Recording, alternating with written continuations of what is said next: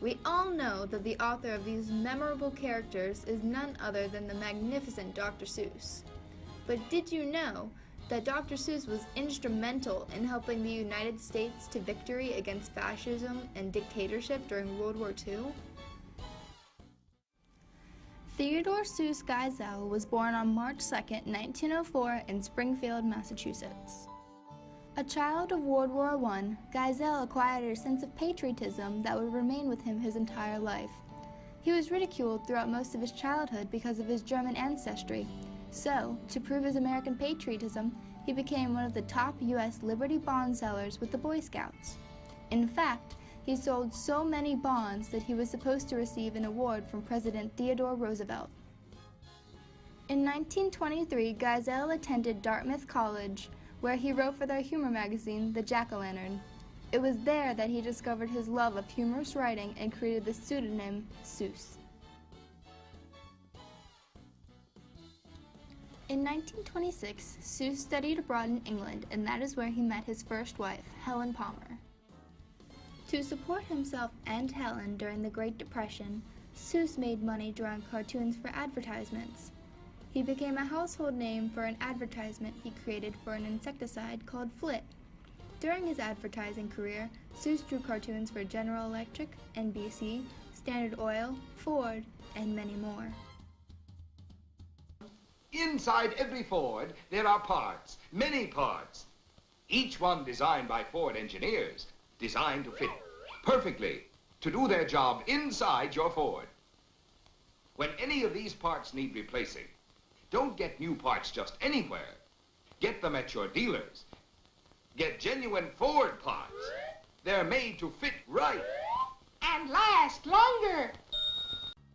In 1937, Seuss created his first children's book, And to Think I Saw It on Mulberry Street. As World War II quickly approached, Dr. Seuss found himself increasingly drawn to the war effort. So, instead of writing his children's books, he lent his creative talents to adult-focused, wartime propaganda and became a political cartoonist for the New York daily newspaper PM. Close friends of Seuss claimed that he joined the war effort because he was enraged by America's attitudes towards the war. He saw the growing threat in Europe and thought Americans were not paying attention or simply acted selfishly because it didn't affect America directly. From 1941 to 1943, Seuss drew hundreds of confrontational and thoughtful political cartoons, highlighting not only his disdain for Hitler in the war, but also American inactivity. In his political cartoons, Hitler can be seen as a villain in many forms: a mad scientist creating a Nazi poison, a bureaucrat giving orders to the devil, and a trophy hunter trying to add a Russian bear to his taxidermy collection.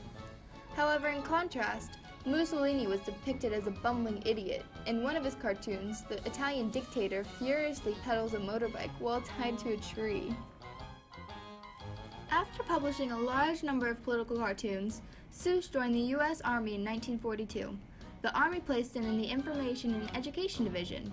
There, Seuss created films focused on how American soldiers should behave in occupied Germany. Not many months ago, these serious soldier artists were the merry men whose pens put life and laughter into Mickey Mouse and Donald Duck and Barney Bear. Today, they've turned their talents to technical things, things like thrust and torque, the trajectory of a bomb, the inner workings of intricate flight instruments, things which the student airman must know and which the animated sequence in a training film can best help to teach him. Complex operations or minute mechanical details that the camera cannot capture in actuality are graphically and authentically illustrated in the drawings of these artists. His most famous film followed the life of Private Snafu. Snafu did almost everything wrong. His egregious example taught basic lessons about secrecy, disease prevention, and proper military protocol. Casualties, not caused by bullets, caused by sickness, avoidable sickness. In the United States Army, one of the great causes of sickness is diarrhea and dysentery. One of the greatest causes of diarrhea and dysentery is the dirty mess kit. Chow! Come and get it!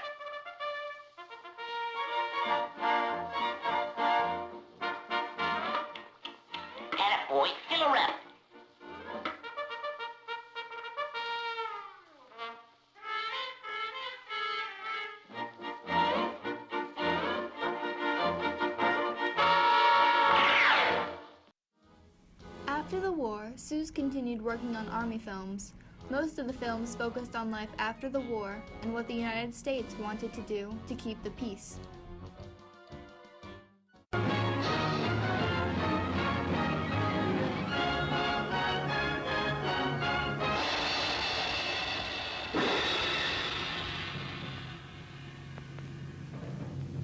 The problem now is future peace. That is your job in Germany. By your conduct and attitude while on guard inside Germany, you can lay the groundwork of a peace that could last forever. Or just the opposite. You could lay the groundwork for a new war to come. And just as American soldiers had to do this job 26 years ago, so other American soldiers, your sons, might have to do it again another 20-odd years from now. Dr. Seuss and his co-workers took great risks to create these films, and because they took a stand, they undoubtedly saved thousands of soldiers' lives, boosted morale, and created a new sense of American nationalism that finally united the country behind the war effort. Although Dr. Seuss left the political propaganda business, critics say there are subtle hints of political opinions sprinkled throughout many of Seuss's works. For example, there's Yertle the Turtle, a book about a dictator turtle who forces his subjects to pile on top of each other's backs so that he can rise higher than the moon. Sound like anyone you know?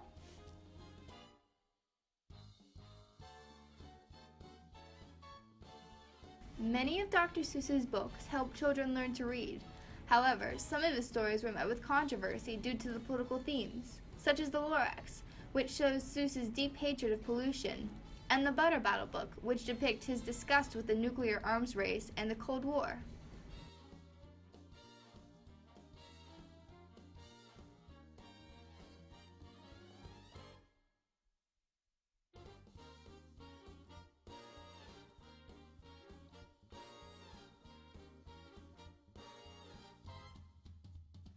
Dr. Seuss produced films nearly every year throughout the 1970s, and 2 to 3 books a year almost without pause between 1957 and 1976. However, after 1980, he slowed down, publishing only 1 book a year, then every 2 years, until his final book, All the Places You'll Go, which was published in 1990. At the age of 87, Theodore Seuss Geisel passed away from oral cancer on September 24, 1991, in his home in California. In his lifetime, Theodore Seuss Geisel wrote and illustrated 45 children's books, filled with memorable characters, earnest messages, and silly, witty poems. But let us not forget, he was not just a children's book author. Dr. Seuss took a stand and broadcasted his opinion and started a movement that informed, motivated, and inspired the United States to also take a stand and eventually win World War II.